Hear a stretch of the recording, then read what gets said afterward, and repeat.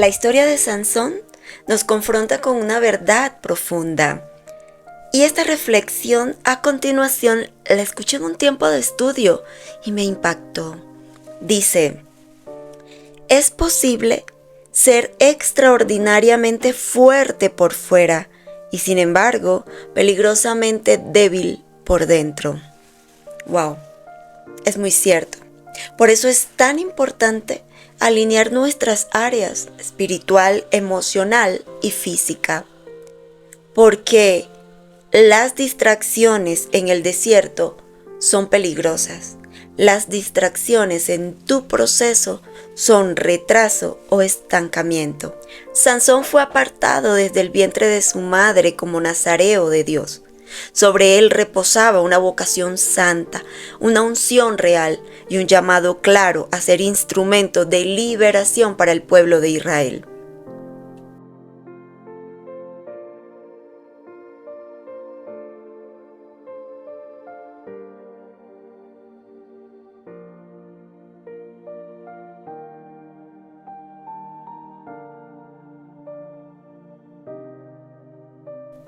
Su fuerza física no era producto de su disciplina personal, sino un don soberano del Espíritu de Dios.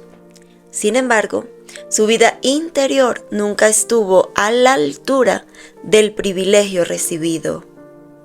Aquello que se resiste y no se enfrenta, persiste.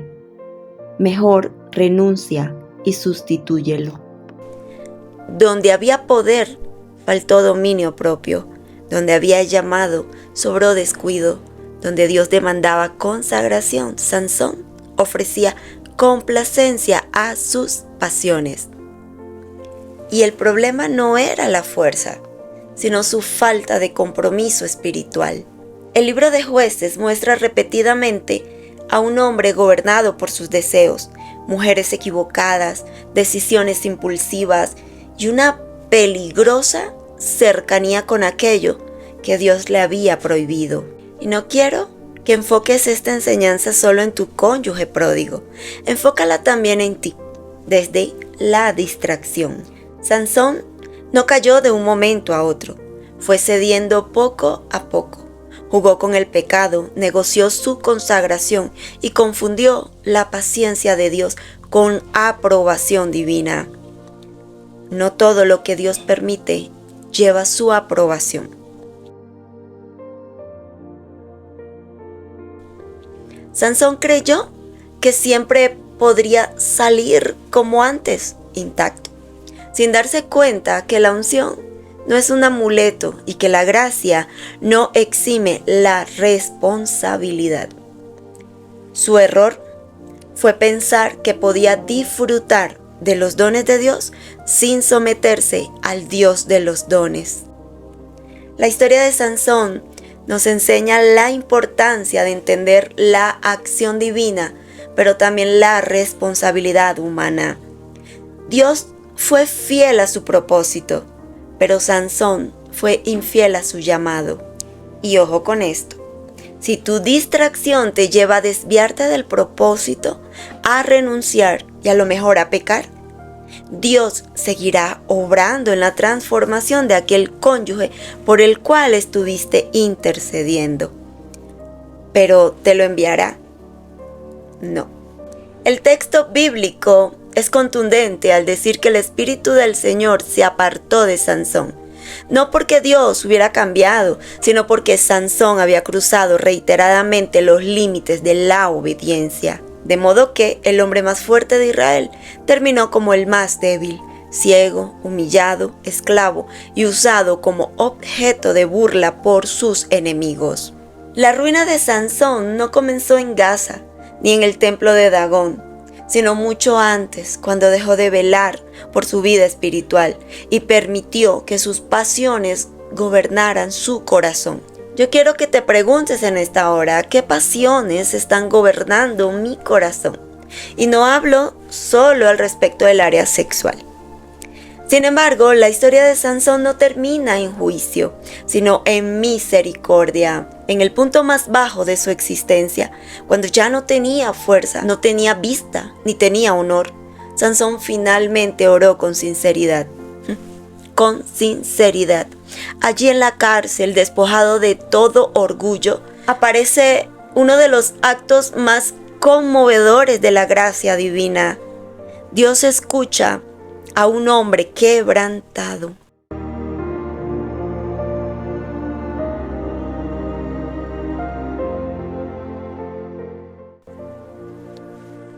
Pero no dejes que el enemigo te haga perder tiempo saliéndote del redil y luego tener que regresar nuevamente herida. No se trata de jugar con la misericordia de Dios. El nuevo crecimiento del cabello de Sansón no es solo un detalle físico, sino un símbolo de restauración espiritual.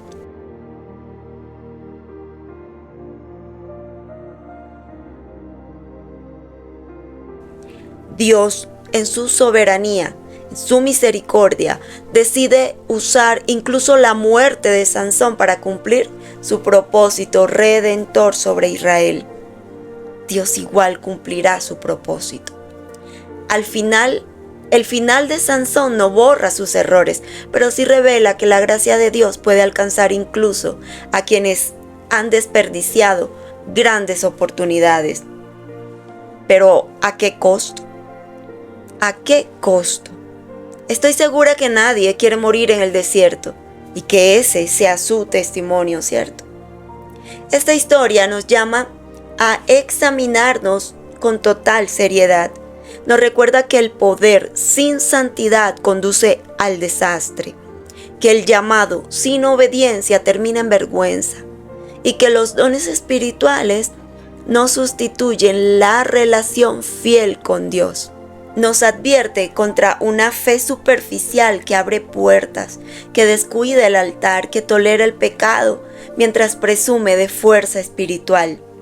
La vida de Sansón nos exhorta a cultivar una espiritualidad profunda, a huir de la pereza espiritual o aún de la autosuficiencia y a vivir comprometidos con Dios, sabiendo que es mejor caminar en obediencia que terminar dependiendo de una misericordia que, aunque real, nunca debe ser usada como excusa para una vida desordenada. Te repito esto, no uses su misericordia como una excusa para una vida desordenada, descuidada y desobediente. No te distraigas, no te confíes, mantente siempre alerta. El diablo no juega a ser diablo. Él también conoce cuáles son tus debilidades y tirará de ellas para primero distraerte y luego enredarte, y así normalices una situación que claramente conducirá a desvío. No confíes en tus fuerzas si ya debilitó tus ojos o tus oídos.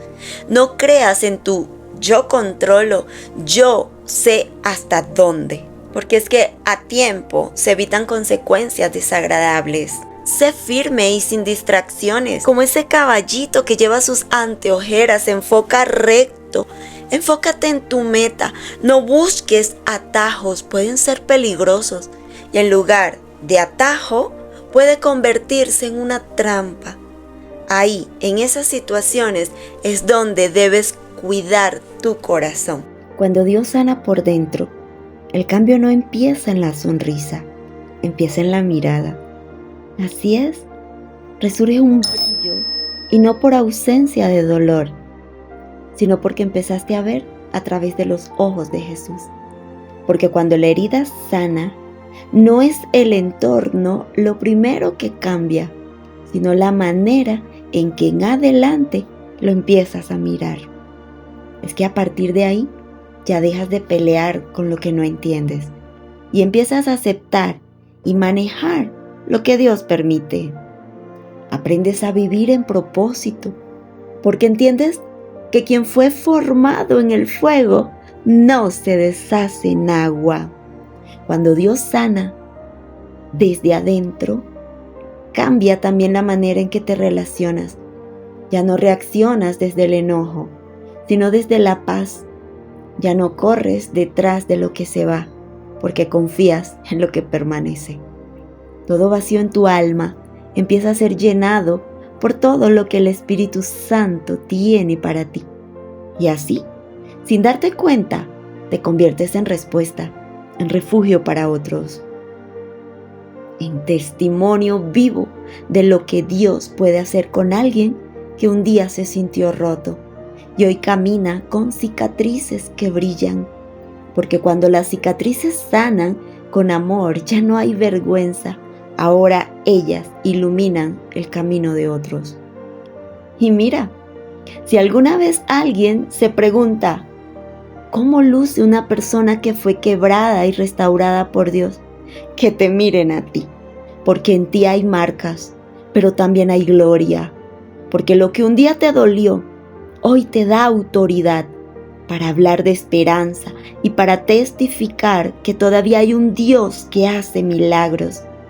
Porque la gloria de Dios se ve en quien estuvo roto, se levantó sostenido por Dios y llevó en sus cicatrices la evidencia de su poder.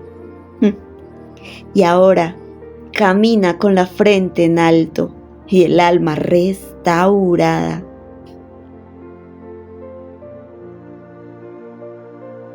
Que Dios te bendiga.